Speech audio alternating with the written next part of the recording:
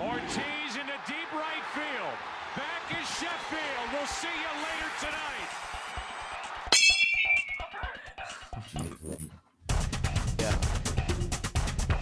Hey, yo, Vinny. Yo, You know what time it is? I think so. It's been a little long for me, but 6:43. Yeah, I'm Luke. And I'm Vinny, and back in the studio. It's been It's a good to minute. have you back. Yeah. It's Tuesday, March 11th, 2025. How you doing? Oh, good over here, Got my Florida suntan and my Florida time ends. So, I got to go out there and catch a spring training game. Sent you some videos while I was out there, so tried to keep you updated with what was going down on there at spring training camp, but we'll get into that. A little bit to talk about with those games. Ended up catching a Rays and Orioles game, so I'll give you all the highlights and everything here soon. But man, yeah, what a time. There's nothing like a spring training game. Yeah, for sure. I haven't gotten to go to one yet, but maybe next year we will. So yeah, looking forward absolutely. to that. So, but it sounds like that you'll put out some of those highlights soon. So looking forward to that. As far as spring training goes, kind of get started on that. I got Trayce Thompson. I feel like there hasn't really been talked about that much so far this spring. Veteran, 33 years old, I believe, so far.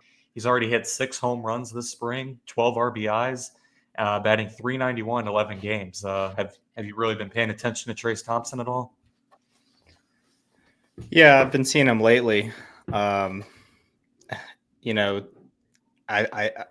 with the Red Sox, they have all of these pieces just everywhere, just all of these guys ready to play, and really any of them I feel like could be up in the lineup right now, with Marcelo Meyer and Roman Anthony and Christian Campbell, and then the overload of people that they already have up there, Rafaela and Trevor Story and a couple of the guys that they switched in through the infield last year.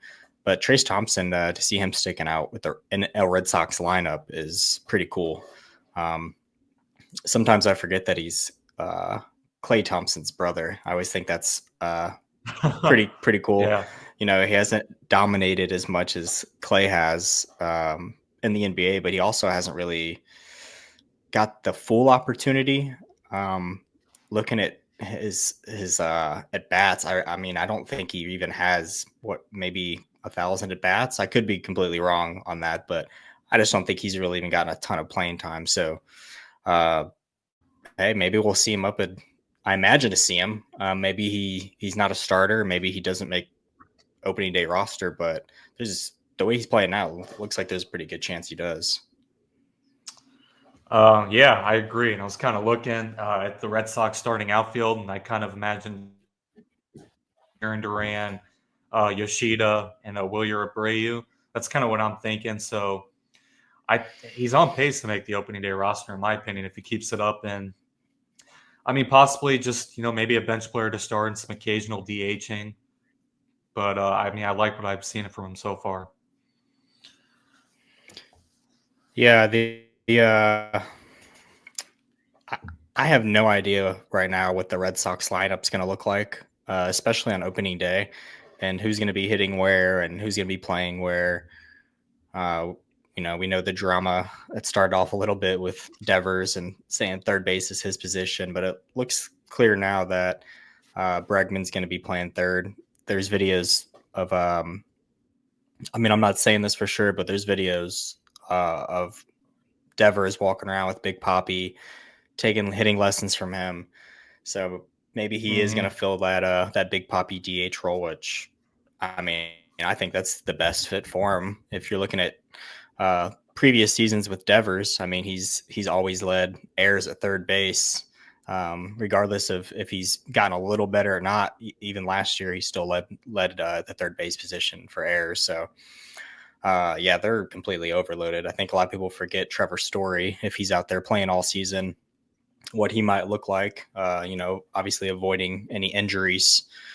But yeah, it would be cool to see Trayce Thompson up in that lineup at some point this season. Yeah, for sure. He's kind of bounced around in his career, but he's mostly known for his 2 cents with the Dodgers, which he's been an absolute stud for the Dodgers both times. So he definitely Mm-hmm. has that stud in him. As far as other spring training news, I believe you have some other stuff you wanted to talk about. Yeah, sure. I'll go ahead and talk about the game I was able to go to on Saturday. So it was a Rays and Orioles game. Already a pretty cool game. Thought about maybe trying to go down and seeing the Pirates. It was a tough decision. There were so many good games going on, but I think there was a Pirates Phillies game and maybe a Pirates Twins game. Didn't get to see the Pirates. I did play golf actually next to their practice facility. That was pretty cool. No one was out there, but I took a long look at just everything that they have over there, and massive gym with everything you can imagine in it, and the fields are just perfect. And I don't know, it was a cool setup. But yeah. So for the Orioles and Rays game this weekend, it was a pretty cool pitching matchup. Two well-known pitchers. We had Zach Littell and Charlie Morton facing off. Both of them pitched excellent. Littell was able to go 3.2 innings with 4 hits, 1 earned run, 1 walk, and 1 strikeout. So kind of his usual stuff. He's not really a huge strikeout guy. He's more of a ground ball pitcher, and that's basically what he did the whole time. The Orioles were smoking the ball, though. I will give him that. Colton Cowser and some of those guys were coming up just absolutely destroying the ball, but Rays were able to make some good plays on them. Charlie Morton really impressed me. He looked like Charlie Morton, and I really hope we get a full season out of him. He was able to go 3 innings where he let up 1 hit, no earned runs, 1 walk, and he had 4 strikeouts. He was just sitting them down. And I want to say his first 3 strikeouts actually started off in the first inning. I think he sat all 3 down to start the game. And it looked effortless out there. Him and Littell both looked very comfortable, and they looked ready for season. So fantasy owners, those are some guys that I would be focused on. Especially if you can keep Charlie Morton healthy and in Baltimore, their defense is going to be great behind him. So I think he's going to be excellent when it comes to the fantasy aspect. Some standouts that I had, I'll start with the Rays because I think they had a few more guys out there that were really sticking out to me. And it was great to see. I didn't get to see Junior Caminero play. I also didn't get to see Jackson Holiday or Basayo play, which was kind of a bummer, but it's okay because I got to see pretty much all the other young prospects they have. But Chandler Simpson, although he didn't have the greatest game ever, he went 1 for 4. He went up there and he was hitting the ball. Each at bat, he put it in play. Every at bat he had, he tried to drop down the bunt at least once. So when we see him up, he's going to be laying down that bunt all the time. And he's going to make contact. He was probably one of the funner players to watch. I think the coolest moment of the game, I realized when I was sitting there watching it, was Charlie Morton when he was facing Chandler Simpson. Just 2 different people as far as their career. Charlie Morton's 41 now, and Simpson's only 24. And so just to see Charlie, knowing he's on his way out and Chandler's working his way up, that was pretty cool. Another cool play was Carson Williams. He actually went 2 for 2 where he hit a triple. That was the only play I actually barely missed. I was walking back down to my seat as it happened. I had to go get that hot dog and beer, Mm-hmm. Maybe a few of them, but no, it was everyone was going crazy for Carson Williams. I got to see him at least slide into third, so that was fun. Tre Morgan, he was another one that was fun to watch. Yeah, actually, yeah, but Tre Morgan, he's going to be fun to watch. I don't think he's going to be someone we'll see real soon, but eventually he's going to be up in that Rays lineup along with Chandler Simpson, Carson Williams, and those other guys they got. So Rays are going to be a fun team. We should see most of them this year, especially Chandler and Carson. Another guy I was kind of unfamiliar with, and I don't know if you are, but his name is Bob Seymour, and he went up to the plate and he ended up going 2 for 4. And man, I'm telling you, when I was watching him play, he looked like Vinny Pasquantino all around. I mean, he was about kind of the same build, the same swing. I mean, it would look like Vinny Pasquantino out there. And so I really kept an eye out on him. I ended up looking up his stats. And last season, he had about 1,200 at bats. Actually, a little less, 1,120. Excuse me.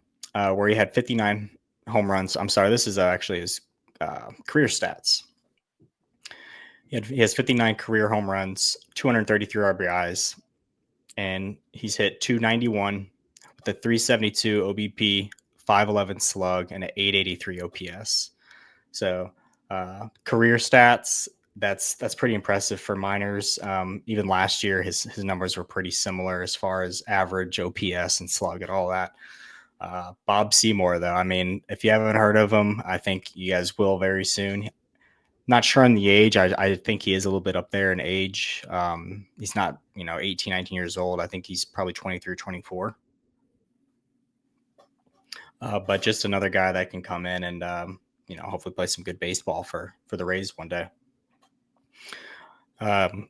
Next I have on the list is the O's standouts. So Charlie Morton obviously was the standout player to me. He went in and was Charlie Morton all the way. I think he's going to be great this season. We need a healthy Charlie. Not much going on in the O's offense though. Emmanuel Rivera, he did go 2 for 3. Kobe Mayo went 1 for 1. And Jeremiah Jackson, that was another new name for me. He went 1 for 1 with a 2-run shot. So the O's, they still played some pretty good baseball. The Rays ended up winning that one 6-3, but seeing all the prospects out there and makes me more excited for the future of both of these teams and just baseball in general. This was just a small sample size of good young players, but man, yeah, it was great. Are you familiar with any of those young players? I don't know if you're familiar with Bob Seymour at all, but what's your thoughts on Chandler Simpson and Carson Williams and Tre Morgan? Yeah, as you kind of already said, I'm really excited for this Rays team. I know some of them might not be up, for opening day. Chandler Simpson, I think, has a pretty good chance. We'll kind of, like you said, 24 years old, I believe. So I think we kind of already 25 years old is kind of when you're going to really see a guy get up to the major leagues and get his shot. I think, I love what I've seen from this guy as far as, especially his wheels. We've seen those so far. So, and then just kind of another move I really like for the Rays, even though I believe he started the season on the IL, is Ha-Seong Kim. You got a really good veteran shortstop, in that Rays lineup. So, and he kind of already said that this AL East is going to be one of the tougher divisions. With Garrett Cole out for the Yankees, we'll kind of see what they do. But I think the Red Sox and Yankees are kind of at the top. But I expect every other team in this division to be very competitive. So, yeah, we'll kind of see how that goes. Yeah, that's going to be a fun division to watch. As you mentioned in the last episode, just losing Stanton and Cole. I mean, that's already, and Luis Hill. That's 3 big name players for him right there. And we know what Stanton can do. He launches the ball. That's what he's there to do. He's their their only DH to basically. I think Ben Rice is maybe going to be filling that spot for now. But yeah, if the Yankees want to be able to be that front runner in that division, they're going to have to go out and get somebody like you said, JD Martinez or one of those guys, and go get some pitching.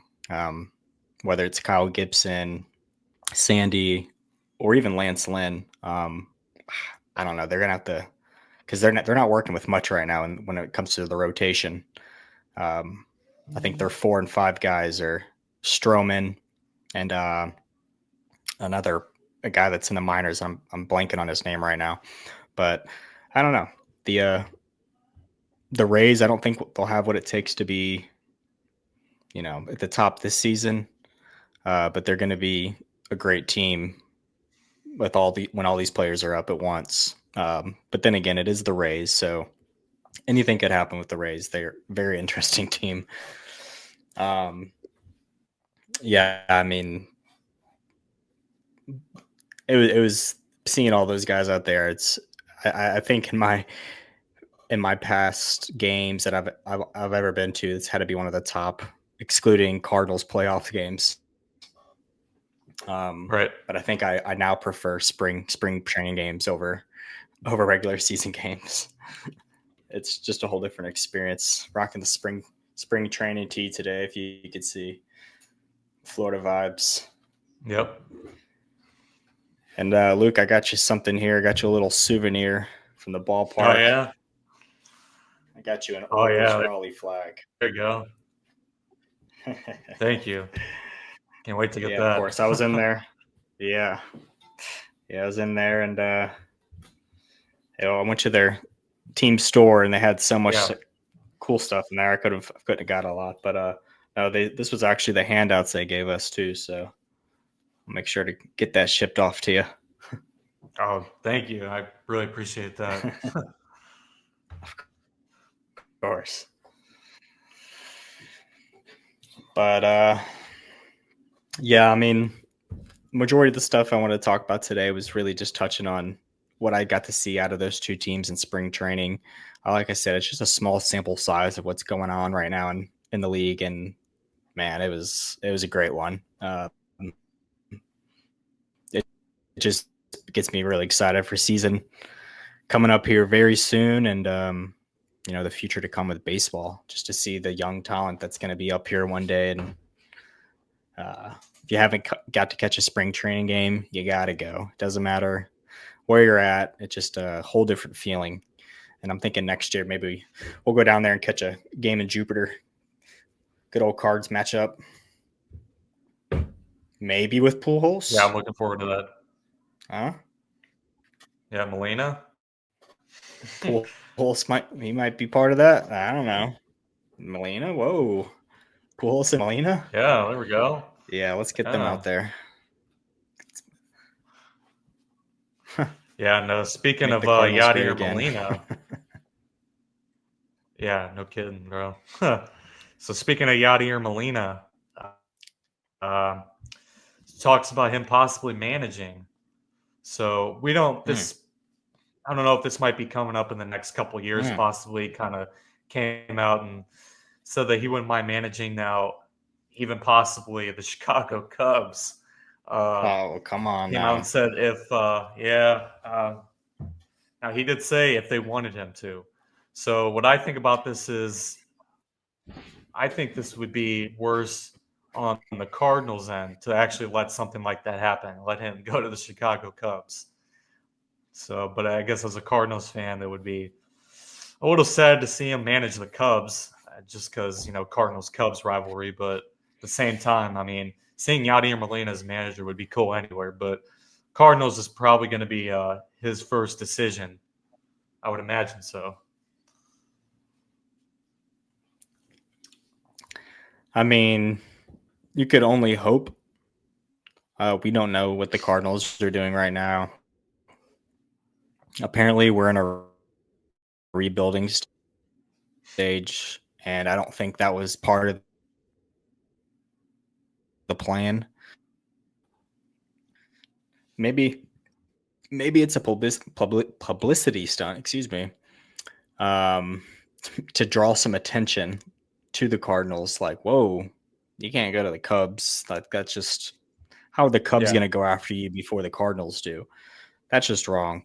I mean, Yadier Molina put in his whole career at St. Louis. Future Hall of Famer. Yeah, that's, I don't know.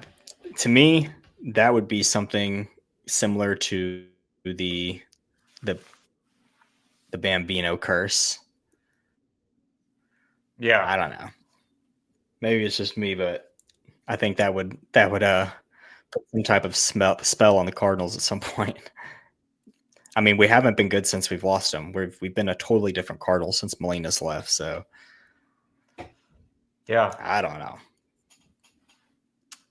Yeah, it'll be kind of interesting to see how that goes. I think he will manage the Cardinals. For being honest, I said someday, not sure when, but I think it'll happen.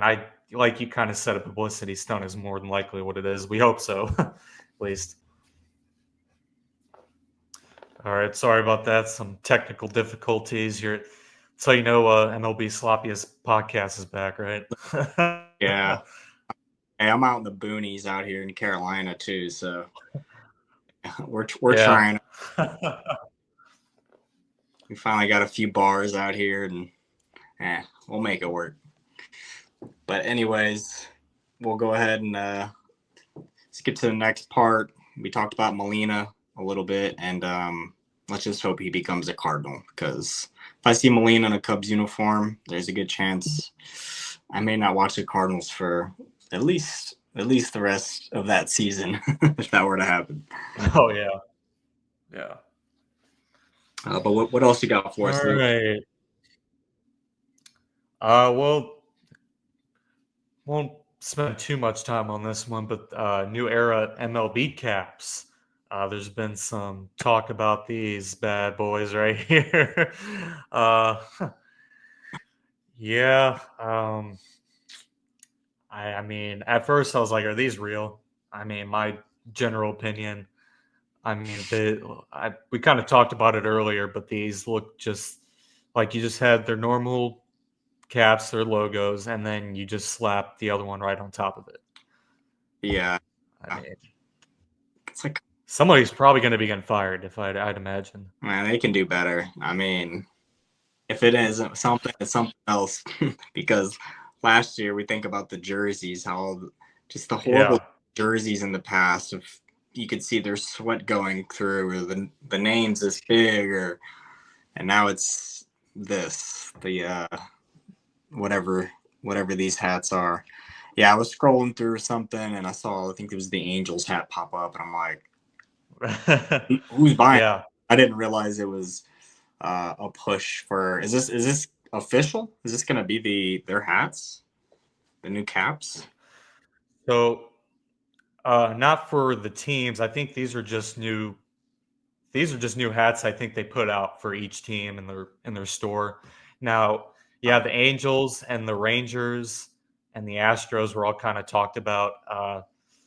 If you look at them, you'll kind of see why for yourself. But actually, what's funny is that the Rangers they actually pulled them off the shelves because apparently they got so much backlash, and I can see why. Yeah. I also heard that they all sold out. So at the same time, I don't know which one's true. I'm assuming they probably sold out, and they probably decided to take them off the shelves. Yeah, these hats not a lot of thought was obviously going into this. Yeah, I mean, people are gonna buy them. People buy literally anything. So if it's not something that most people like, they're still gonna be that biker, but people that think it's the freshest thing on the market. But nah, I like the old school. Everything old school. Maybe we should go back that way. That would get a lot of attention. Everyone goes throwback. But Yeah, I agree. Yeah, I don't know. I won't be behind one of those. I'll tell you that. Save my money. Something different. Yep. Save my $150 on another hat. Yeah, no kidding. But do you have a wacky or crazy or some kind of Major League Baseball stat or a story you wanted to share? Yeah, actually, for my card collectors out there. Also, too, before I go into that, if you weren't able to see those pictures of the caps, the new caps that have been brought out, if you're listening to us on Spotify, our YouTube video does show the caps of majority of the teams. I think a couple teams may have been taken off of there, but it shows you all the teams caps, and tell us what you think on those. But yeah, fun little thing going on for baseball card fans. I'm a collector myself, not a big collector, but I do have some cool cards. Mainly go after Cardinals players, but every now and then I like to break open a box. And I'm glad I did, because I got that Roman Anthony first Bowman Chrome auto. Just waiting for it to get shipped back to me, and hopefully it's a 10. But there's a card that was out there on eBay, and it was Anthony Volpe and Jazz Chisholm. I believe it was a 1/1. But it was a game-used patched, autoed by both of them. And Anthony Volpe's dad was able to find that, and he bought it on eBay from a seller. And the seller wrote back to Anthony Volpe's dad and said, "Thank you for your purchase, whatever. Your card is on its way. I do have one question, though. Are you related to Anthony Volpe?" And he replied, "Yes, his dad. The card is for Jazz." So he actually, that shows you what kind of friendship Volpe and Jazz have already gained, less than a year of him being there, to where Volpe's dad was out, and he purchased that card for Jazz. So I thought that was pretty cool. If I find the picture, and maybe we'll throw it up on here to show you what it looks like. Very cool card. It would be a card that I'd definitely want to have, but I think it's even cooler that a player was able to get it from the other player's father. So that's all I have. We'll be cracking down on some more spring training here, and we're always gonna have those injuries that pop up. So I'm sure that's something we'll probably touch on next episode, the latest injuries, and maybe the new spring breakouts of the league. There's definitely some more players out there to be talked about, and we'll make sure we try to get that to you next episode. For sure. And for our last thing, I kind of wanted to share my daily MLB crazy stat of the video. So this one's kind of a lot. Well, it's not, but it kind of is. So back in 2009, Eric Bruntlett, his unassisted triple play to end the ball game. So first of all, there's only been 15 unassisted triple plays in Major League history, and it's more rare than a perfect game. So in this one, it's only the second ever unassisted triple play to end the ball game. The first one was back in 1927, 82 years before Eric Bruntlett. So to add to that, he made 2 errors to start the 9th inning. Runners at first and second, Jeff Francoeur hit a ball right to him, and he turned the unassisted triple play. So the guy who pretty much created that situation turned himself. So yeah, hey, we love to hear it. We like MLB stats like that, because there's some crazy ones out there, that's for sure. Oh yeah. So I mean, unless if you have something, I think we're pretty much done with this episode. Yep, that'll wrap it up for today. Until next time, let us know what you think on the caps and these products that we're able to talk about. What's your thoughts on Charlie Morton? What kind of season is he going to have? Because what I saw, it's going to be deadly. And yeah, if you have any favorite baseball cards or any stats out there that you think are pretty cool, let us know. And until next time. Yeah. Peace. Yeah. Thank you guys. Yeah.